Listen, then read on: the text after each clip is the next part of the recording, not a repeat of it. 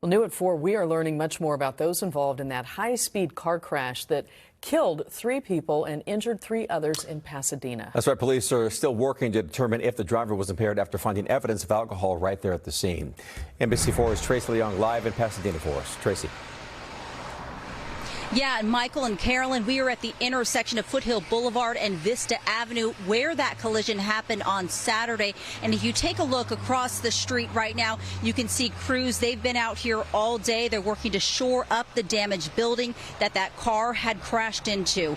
A memorial has been set up in front of this building, and all day, including yesterday and today, we've been seeing people come out to leave flowers and messages for the 6 people involved in this accident. According to the LA County Superior Court, the driver who was killed in this crash had a suspended license and was revoked in February of 2023, and he was arrested for DUI last September.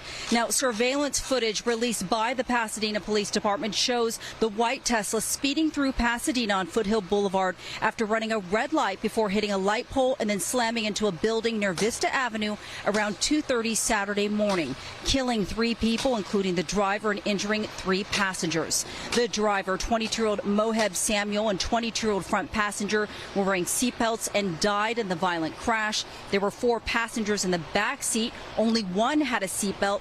That person survived. 3 were ejected, including 20-year-old Stephen Michael Pfeiffer, who was killed, and the other 2 were hospitalized. Police believe the car was traveling more than 100 miles per hour, and it does not appear that the driver stepped on the brakes before losing control.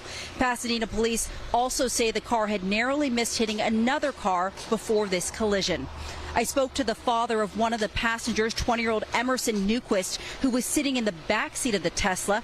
Newquist was ejected from the car and suffered multiple fractures and lacerations. Newquist was also roommates with the driver, Moheb Samuel, and the front passenger. All 3 had known each other since they were young, and they grew up together. The parents tell me that Samuel's sister was also a passenger in the car and is in the hospital recovering. Newquist's father described his son as a good kid and someone who was always laughing and smiling. He's thankful his son survived this horrific accident and says he has a long road to recovery and had this message to parents. Stay diligent, you know. That's all you can do with your kids. Is I hope to raise them right, and that they have to go and make these choices daily, you know, in life. And it's always the little choices that make differences, and sometimes you don't recognize it until something like this happens.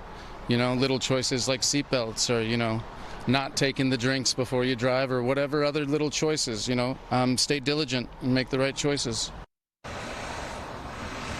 Back out here live, Christian Newquist says his son should be released from the hospital soon, possibly today. They are still waiting for more tests.